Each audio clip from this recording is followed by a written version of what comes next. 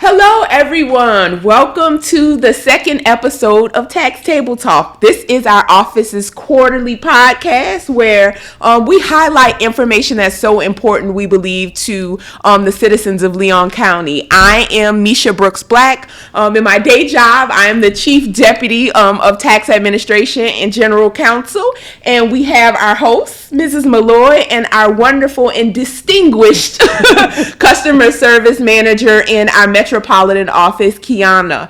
Today we're going to take a bit of a change from property tax topics and pivot to some of our driver's license motor vehicles issues. Most importantly, talking about some changes that have happened in the driver's license area and the ever impending and soon to come real compliant ID changes. So with that being said, first let me say hi, Mrs. Maloy. Good morning.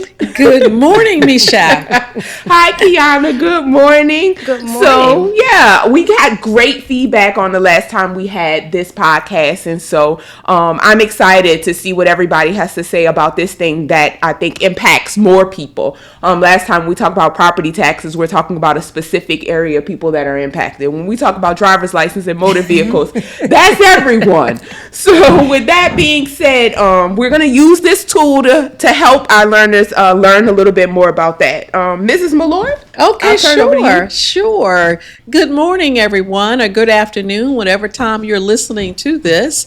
We are so happy to gather here again. The first time we did the podcast, it was sound alone, and this time we thought that we would do visual content. So we hope that you enjoy the topic that we will be discussing and just viewing what's happening at the tax collector's office.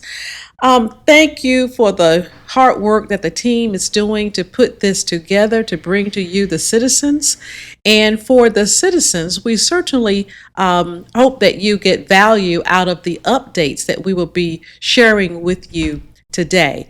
And we'd like, of course, to ask your feedback and help us a little in providing your feedback that's going to help us to identify other topics, or just give us some feedback on what you think about the podcast. With that, Misha? Yeah. Okay, so back to me. So I've kind of introduced Kiana already as our service center manager, but she knows so much. You've been in this industry for a long time. You've been service center manager, I know, for maybe over 10 years, but You've been with our office for a while. How long? 22 years. Wow. So you are definitely a subject matter expert, I think, 22 years in. So with that being said, let's kind of jump right into what we're talking about today. I know the legislation changed a lot last summer with regards to driver's licenses, driver's license number, and we kind of just would like you to speak to some of those changes for our citizens, our customers. Yes. So last summer, the legislation changed and amended how our driver's license number are generated. I know change is hard for a lot of people. I actually this year had to change my own number, which I knew by heart. So that's been a big adjustment. However, the change has been a good thing as far as security, because our numbers used to be generated by our birthday, the year, and now it's harder for someone to figure out where your driver license number is. So change is not always a bad thing. So this has been a good thing moving forward. So just be aware that when you come in, we will notify you of that change, and we will also give you the information as to why it changed. So is it just a random sequencing of numbers? Well, that probably is. That's exactly what we're speaking to. I'm like, so tell me what the new sequencing is. Yes, it's a random number that they generate. So it's not based on your birthday anymore. It's not based on anything that anyone will be able to figure out. So that's a good thing. And it's going to be changing every year, every time you come in to renew. Kind of what's No, it will only change when you come in to replace your license that one time. So the only other time it will change is if you change your name. And so for most people, that's very rare. So you won't have to remember it every single year, a different one every year. That's good. Now, I'm not one of those people who memorize my number. So I don't know what, Ms. Maloy, are you on the memorized side, or those who haven't memorized the number? I've tried to memorize mine. And I've got a few numbers right, the birth date numbers. Okay. So, but it has been, I first became aware of this because, like I said, I work on the property tax side. When a friend of mine called, if you work here, they call you about everything related to it. I want to keep my number. I just went there and I looked. She was like, can you call somebody? No, to help me change my number back. And I said, no, I can't. I cannot do that, but I will, maybe get some information and so I can understand what's happened with that. Miss Maloy, I know you also have a story about someone who was traumatized. That's about the changing in the numbers. Can you share? I do. And you really don't realize, the far-reaching impact of something like this until you just sit down and think about how many, we think if we pull out our driver's license or our ID card just for, a check writing for those of us who still write checks, or you just have an ID, dealing with your credit card, things like that. But I was at one of our service centers, and I could tell that the customer was just nervous, I would just say nervous. And so I approached the customer and I said, well, how can I help you today? What are you here for? And he just started talking that he just had a new job, and he presented his driver's license credential to his employer. And of course, the employer, who realized that, oh, I know how these driver's license numbers are. It includes your birth date, your year, and so forth. And of course, he was one of the ones who had recently received his driver's license. And it did not include his birth date, his birth year. So his employer said that, well, this doesn't look like it's authentic. It looks like, are you sure? And he said, I just got this done. I just was in the tax collector's office and I just got it done. So he's sitting there just so nervous. And so I shared with him that just recently, the Department of Highway Safety and Motor Vehicles had come up with a different sequence of numbers, and they are randomly generated. And so the number would be different. And I said, and I offered him to have his employer to call the office so we could explain it to him.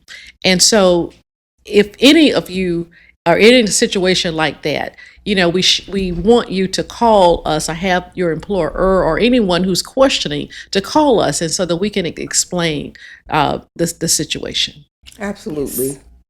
Kiana, were you going to say something? No, I was agreeing with Mrs. Maloy. Yeah, yes. Absolutely. Have you had any situations where customers have come in kind of with the same thing? I'm sure you have. Absolutely. Just kind of bothered with this change and so abruptly, I guess, to people who are not like me, looking at the legislation and watching where it's going and what's happening. Me, a solo by myself, Miss Maloy watching it going down there. But with that being said, yeah, I think that we all probably know people who've memorized the number, and that it's going to be a complete change for them to not only get a new number, but for those who have those things, like I think Ms. Maloy mentioned, put on their checks and stuff like that, it's going to be a change. So we hope that everybody is ready when it is time to come in and get a new driver's license for this change. Yes. But as you've already stated, in security measures, it's for the good of us all, with things ever changing in security to make sure that we're all safe. With that being said, in short, another follow-up, I think another thing that's important is coming, sorry, kind of to pivot a little bit, is this Real ID compliant. Yes. I mean, it's everywhere. People are talking about it, but most people don't know what it is, when it's coming, what's happening with it. So, Kiana, if you could just give us a little overview of what it is and kind of let our citizens know what's Real ID compliant. Yes, the Federal Real ID Act is something that they started doing way back in, I believe, 2009, but Florida jumped on board 2010. Okay. So this is something that Florida has been doing for the last 15 years, actually. It's really simple. It's a matter of you being able to bring in your birth certificate, your passport, your social security document, and 2 proofs of your residential address. And if you are married, to also bring in that linking document as well. Mm-hmm. This will allow you to be able to, as of May 7th, you are required to have a Real ID license, which is a gold star in the upper right-hand corner, and it will allow you to board domestic flights. That will be required as of May 7th of this year. Okay. So moving forward, It's very important to get into our office to get those documents done if you plan to take any flights as of May 7th. Wow, yeah, because today, in case you wanted to know, it's May 2nd. Right. So if you're watching this and today or tomorrow or in the next few days, we have appointments available, I believe. Call our communication center, because it seems like if you're going on a trip this summer, you need to get in here, you need to get that done. And if you have any questions about if your document is the right document for you to bring in, please just give our office a call or go to our website. It has all the information on there. Or if you just want to come in and ask questions, we'll be more than happy to help you with it. Yeah, and absolutely, if you're watching this, you're probably watching this on our website. So go down on that screen and find the phone number and give our communication center team, who's awesome and knows everything, to help you with that. Give them a call so you can get in and get that done. So is there anything else you ladies think of that is moving in the driver's license world that you want to share? Well, nothing new in that area, but in terms of the Real ID, we think about what's happened and what's happening in the world, terrorism and identity fraud, which is really a two big things. And so this Real ID compliant, it really helps in those areas. And so the one thing that I want to say for, we as women, we're sitting here with this podcast and, most things have a more of an impact on women, or some things have more of an impact on women. So, this is one of those things because, we come in and we're happily married and, we bring in our birth certificate and we've taken our husband's last name. And so now it doesn't match and we get to the counter and it's like, well, we need documentation of your last. And so now we've got to get the marriage license and bring that in. But think of it this way. We need an audit trail from how your name changed from at birth. Like my name was Doris Jean Harris. Oh, I'm sharing too much information, but at birth.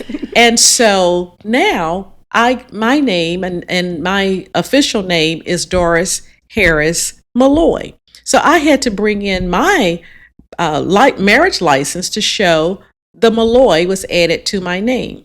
Likewise, if things didn't work out and you're going back to your original name, then you have to show the divorce decree. Now that presents another scenario of emotions, I would say, because one lady came in and she says, why would I want to keep that? Why would I want to keep that? And so, you have to kind of explain it in a way that calms the person down and all of that. So it's the good thing about all of this is it's a one-time process. Yes. These documents are only scanned once, and once they're in the system, they're in the system. And it's not for us, it's for Homeland Security. So we're doing this as an agent for the Florida Department of Highway Safety and Motor Vehicles. And so I just wanted to just bring that up that, you have to bring in those documents, the proof of address, is we're going to prove your proof of residence. We have to prove your date of birth and you have to prove your name. So those are the scenarios that kind of, impact what we bring in, what we look at, and what we view. And just a follow-up question to what you've shared, is the timeline on how long we're keeping our driver's license? Are any of those things changing as a result of Real ID compliance? No, that is not changing. It still will be valid for 8 years, and you are able to renew your license up to 18 months early. And just to piggyback off what Mrs. Maloy stated, for women, when you change that last name with the Social Security office, you have to give it 24 hours before you're able to come in our office and make that change because it has to verify. Right. So don't just drive right on over from the Social Security office over here, because guess what? We don't have that information yet. I think you've got that piece of paper. Correct. Yeah. So and so that's very important. And the reason for that, it all deals with fraud. Yes. It all deals with fraud. Anytime, we can't just accept the paper because it just deals with fraud. And so it's that caution. And so things have changed because of that. Yeah. And all of these things that we're doing, including this podcast and what we do in our office, all of our measures are because we feel very strongly about that, making sure that we follow the federal laws and the state laws. I have to say that with regards to these things, because we are constantly seeing in so many areas these security issues that cause all of our lives and livelihoods to be at jeopardy. And so that's the reason why we're doing these things, to make sure we take every available option to make sure that we share with our customers what's going on and how we can be of benefit to that. With that being said, ladies, I have enjoyed talking to you as I always do. Yes. Thank you for being here today, Kiana. Miss Maloy, I'll see you on the next episode. And please reach out to us and let us know what you'd like to hear about. We want these topics to be vast because we want to make sure that we are speaking to every one of the things that you're concerned about. So with that being said, thank you for another successful podcast. Our web address is www.leontaxcollector.net. If you have questions or things you want us to talk about, the best place to share that is webtax@leoncountyfl.gov. With that being said, thank you for joining us for the Tax Table Podcast. We'll see you next time. Bye-bye.